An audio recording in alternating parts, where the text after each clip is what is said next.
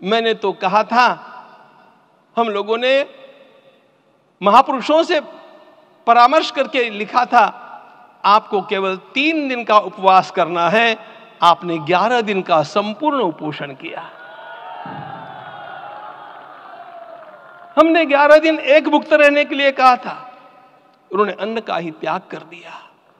महाभारत में कहा गया है, अनशन यह सबसे बड़ा तप है, अनशन। और उसको उनके जीवन में साकार होते हुए मैंने केवल देखा नहीं, मैं थोड़ा तार्किक हूं। आपकी परम पूजनीय माता जी से मिलकर के मैंने उसको रिकन्फर्म भी किया था कि आपका ये अभ्यास 40 वर्षों का है।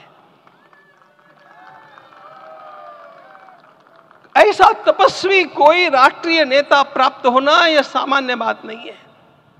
वे इन दिनों में हमने कहा था कि आपको विदेश प्रवास नहीं करना चाहिए, क्योंकि सांसर्गिक दोष भी आते हैं। विदेश प्रवास टाल दिया सांसर्गिक देशों के इस दोषों की संभावना के कारण, लेकिन दिव्य देशों का प्रवास ऐसा किया। नासिक से आरंभ किया, गुरुवायूर गए, श्रीरंगम गए, रामेश्वरम गए। इन सारे स्थानों पर जाकर के वहां के परमाणुओं को लेकर के और पूरी भारत माता के हर कोनों में जाकर के मानो वे निमंत्रण दे रहे थे कि आइए दिव्य आत्माओं, अयोध्या पधारिए और हमारे राष्ट्र को महान बनाने के लिए आशीर्वाद दीजिए।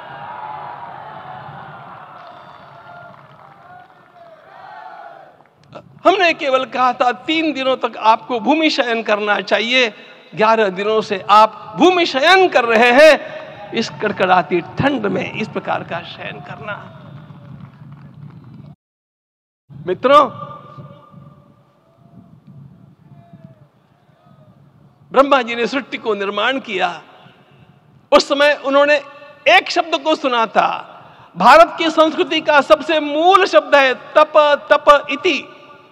हमारे पूज्य गुरुदेव के गुरुदेव परम गुरु कहा करते थे, कांची के परमाचार्य जी महाराज, तपश्चर।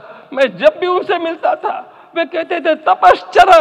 आज तप की कमी हो गई है और उस तप को हमने साकार आप में देखा। मुझे इस परंपरा को देखते हुए केवल एक राजा याद आता है जिसमें यह सब कुछ था, और उस राजा का नाम छत्रपति शिवाजी महाराज।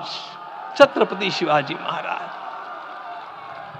मित्रों, लोगों को पता नहीं है शायद,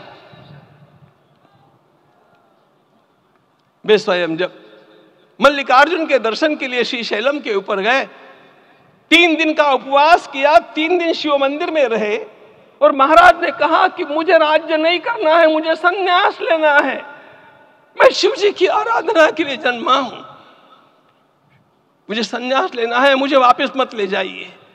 इतिहास का वो बड़ा विलक्षण प्रसंग है। उस प्रसंग में उनके सारे ज्येष्ठ मंत्रियों ने उनको समझाया और लौटा करके लाया कि यह भी आपका कार्य भगवत सेवा ही है।